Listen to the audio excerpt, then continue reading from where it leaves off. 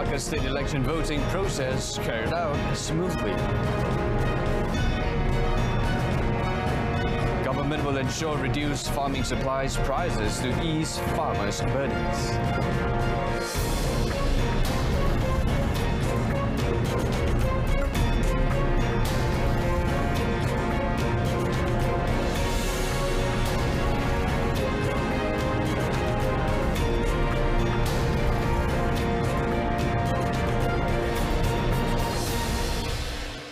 Welcome to News at 10. I'm Brendan Lepol.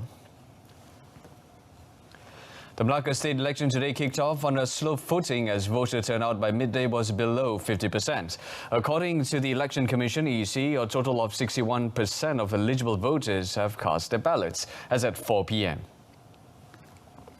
Although a voting stream at a polling station in Alor Gajah district was closed temporarily after an individual was confirmed COVID-19 positive during the polls, the EC said the voting process for the state election proceeded smoothly with voters strictly complying with the SOP under the new normal circumstances to prevent the spread of COVID-19.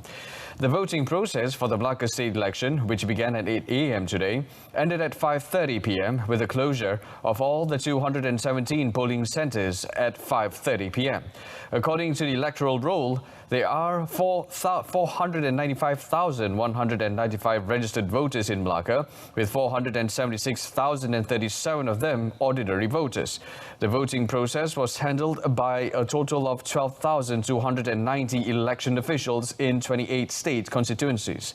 Immediately after the polling station closed, all the ballot boxes from the 1,109 channels were brought to the 28 vote tallying centres statewide.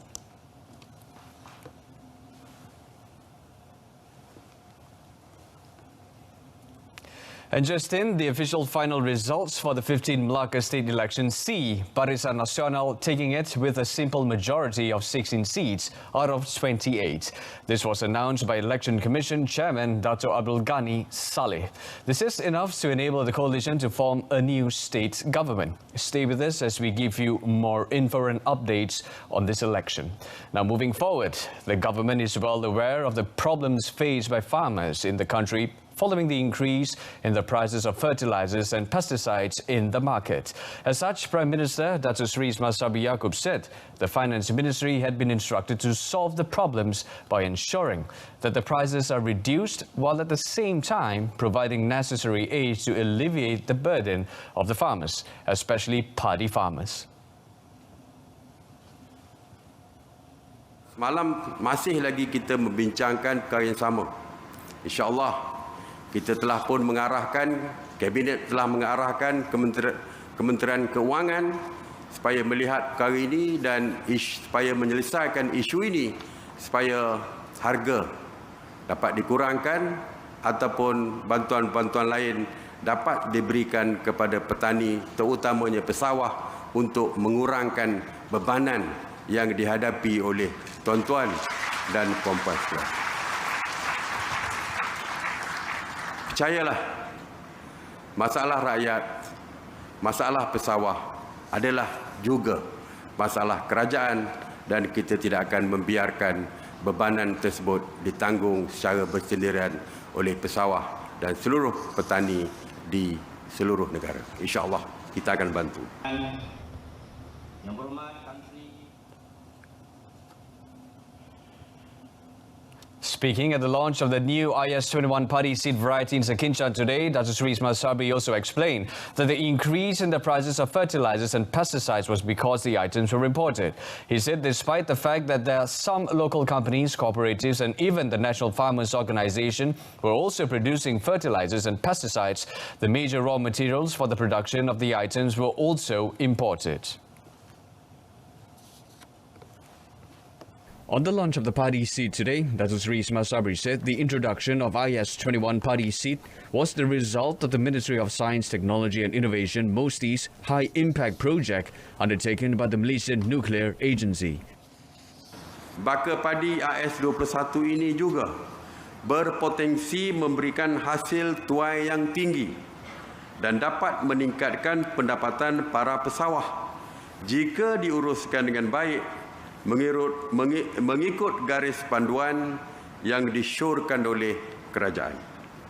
AS21 mampu mengeluarkan hasil padi sehingga 9 tan sehektar mengikut kawasan penanaman. Sementara itu, kos penanaman dapat dikurangkan sebanyak 10 hingga 20% kerana penggunaan baja dan racun perosak yang kurang. Hasil tuaian juga boleh meningkat sebanyak 40 sehingga 67% bergantung kepada kawasan tanaman dan amalan kultur petani. The Premier said Mosli's initiative in producing IS-21 was part of his efforts to increase national food security in line with the government's aspiration to increase its self-sufficient level and reduce dependency on imported rice in the future. On another matter, Datuk Seri Semasa said the government has always placed special emphasis on the well-being of orang asli in the country, including in the aspect of education. The Premier said among the initiatives taken were the Orang Asli Special Admission Pathway to University Pertahanan Nasional Malaysia UPNM program, which was being studied for implementation next year. Ruang dan peluang sebegini pasti dapat membuka jalan yang lebih cerah kepada anak-anak orang asli untuk melanjutkan pelajaran ke UPNM. Kita yakin satu hari nanti kita akan dapat menyaksikan lebih ramai lagi anak-anak orang asli yang berpeluang untuk mengikuti pengajian tinggi di universiti dan berjaya sebagai profesional yang lahir daripada UPNM. Saya juga percaya bahawa UPNM mampu membentuk serta melahirkan insan-insan hebat daripada kalangan masyarakat orang asli di masa akan datang, insya-Allah. In his speech during a walkabout at a community program organised by UPNM and the Orang Asli Development Department near Borough, Pahang today, the Prime Minister said some educational aid that was discontinued under the previous Pakatan Harapan government has been reinstalled, some with increased allocation to help the children of Orang Asli to gain education. He also said that to allow more Orang Asli living deep in the interiors to be able to attend school, more K9 comprehensive model schools were upgraded to K11, which allows the students to stay in hostels to focus on their studies. Sabah will allow visitors who have been fully vaccinated to enter the state without having to undergo COVID-19 screening beginning 1st December. Sabah Chief Minister Datuk Seri Haji Noor said this was decided as the state is already in phase 4 of the National Recovery Plan. Kerana kita sudah masuk ke fasa 4 dan seterusnya, maka Kerajaan Negeri Sabah telah memutuskan mana-mana pelancong ataupun daripada Semenanjung, Sarawak dan sebagainya datang ke Sabah bermula pada 1 Disember, kita tidak perlu swab test lagi.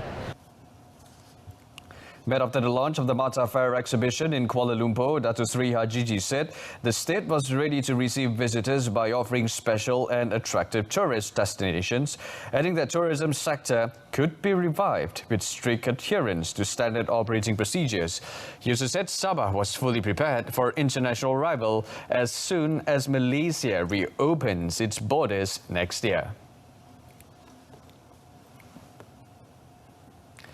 The government has finalised 7 names to be members of the Royal Commission of Inquiry (RCI) to investigate issues related to Lembaga Tabung Haji (TH).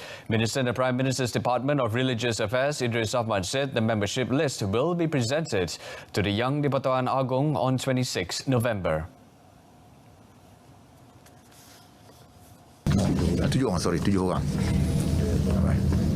InsyaAllah akan dipersembahkan oleh Yang Amat Berhormat Perdana Menteri dalam perjumpaan mingguan dia dengan Tuan Agong pada hari Jumaat nanti.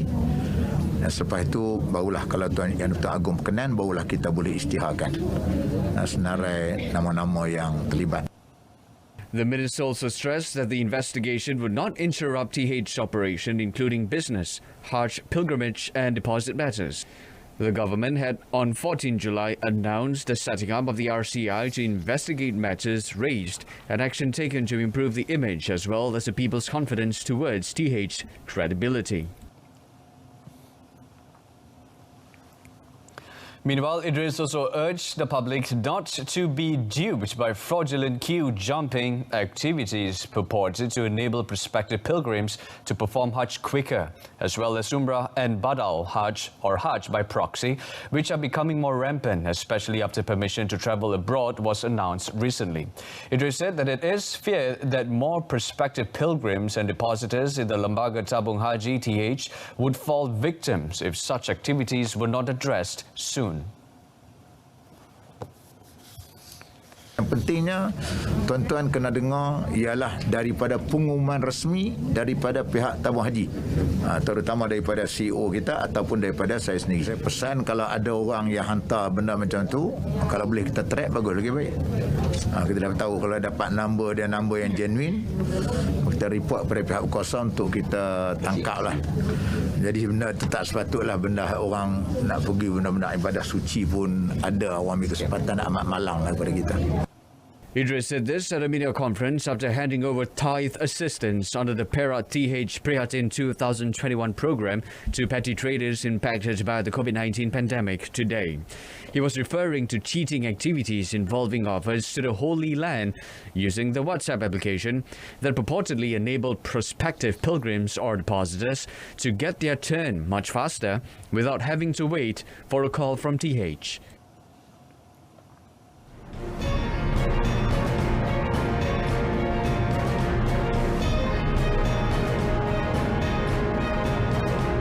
Coming up, 10 million ringgit cash grant approved for Cendana. Stay with us.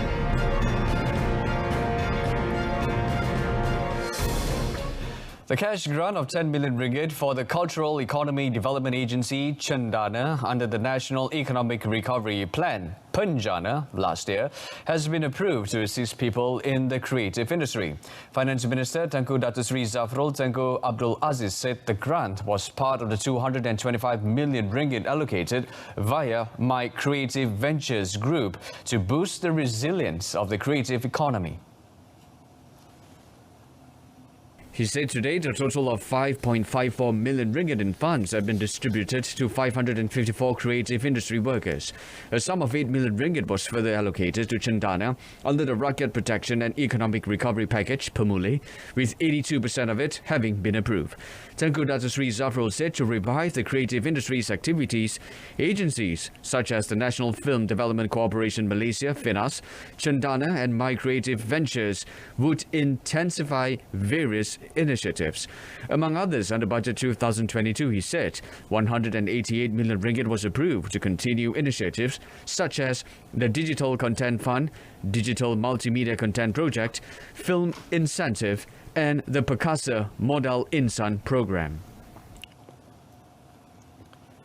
The Bukit Aman Commercial Crime Investigation Department, CCID, conducted a walkabout at a shopping mall over the weekend to raise awareness on online scams. Federal CCID Director Dato' Muhammad Kamaruddin Maddin said, looking at the number of cases recorded yearly, they must do more to raise awareness and educate the public on all the scams out there.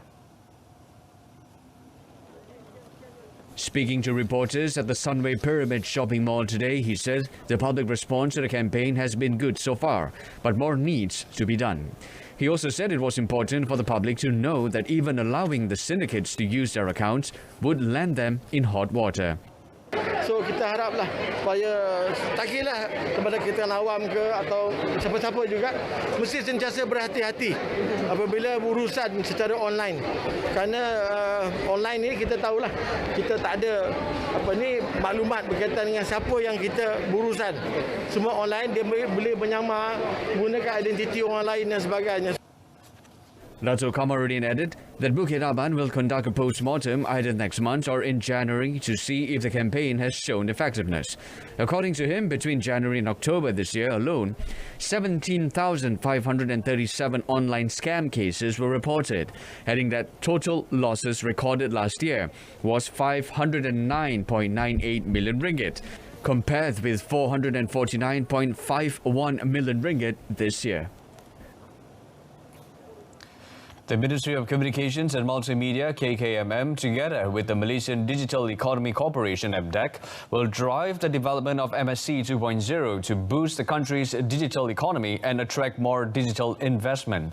Its Minister Tan Sri Anwar Musa said the decision was made during the 4th meeting of the National Digital Economy and 4th Industrial Revolution Policy 4IR Council, chaired by Prime Minister Datuk Sri Ismail Sabri Yaakob recently.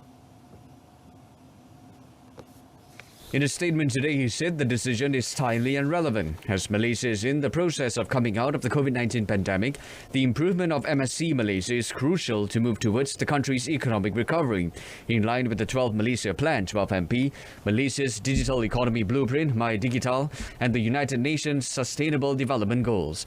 He said that MSC 2.0 aimed to expand the digital focus sector nationwide and catalyze new areas of development to generate high-income jobs.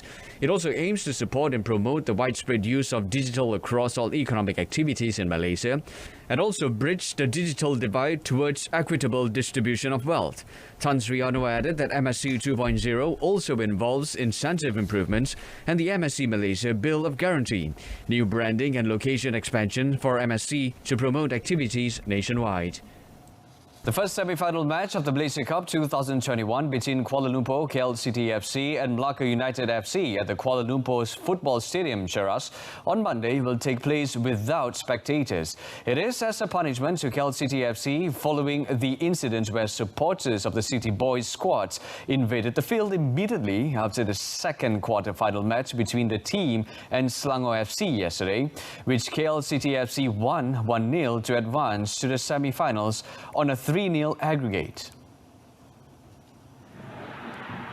Malaysian Football League MFL Chief Executive Officer Stuart Ramalingam said the incident clearly violated the rules of the Malaysia League M-League governing body regarding SOP for admission of spectators for Malaysia Cup matches and Article 472 of the 2021 M-League manual. He said in a statement that KLCT FC, as the host team, were found guilty of violating the 2021 Malaysia Cup spectators admission SOP, which required supporters to practice physical distancing. Stewart said KLCT FC also agreed and decided not to sell tickets for the first semi-final. Meanwhile, Terengganu FC, TFC, were given a lighter sentence over the incident where their supporters encroached into the field in their Group C match against Selangor FC at the Petaling Jaya City Council Stadium, MBPJ, on 7th November. Stewart said that the MFL Secretariat found TFC had violated a clause in the competition rules in the M-League manual, which states that the conduct of supporters or spectators must be orderly, besides maintaining social distancing. National football head coach Tan Cheng Ho has denied allegations by some quarters, especially local fans, that young players with potential did not have a place in his squad. Ahead of the 2020 ASEAN Football Federation AFF Cup in Singapore, Cheng Ho described the allegations as baseless, as there are several young players in the list of 28 players called up for centralized training starting Monday. He said players like Lukman Hakim Shamsuddin, Muhammad Bukhairi Ajmal Mahadi, Quintin Cheng and Muhammad Azri Abdul Ghani have been selected to be a part of the national team. Azri Ghani, who is Para FC player, was the main goalkeeper of the under-22 squad under the guidance of head coach Brett Maloney, who secured a slot in the final round of the 2022 Asian Under-23 Cup U23 from the qualifying round of the tournament in Ulaanbaatar, Mongolia last month. Last Wednesday, the 53-year-old national head coach announced the list of 28 players for the centralized training camp of the Harimau Malaya squad in preparation for the 2020 AFF Cup Championship, which will be held from 5th December to the 1st of January next year. Of the 28 players called up, 9 are aged 23 and below, with Lukman Hakim and Bukhairi Ajmal, aged 19 and 20 years old respectively, being the youngest in the team. At the 2020 AFF Cup, Malaysia, aiming to advance to the final for the second time in a row, will start their Group B campaign against Cambodia, followed by Laos, Vietnam and Indonesia. The top two teams will qualify for the semi-finals.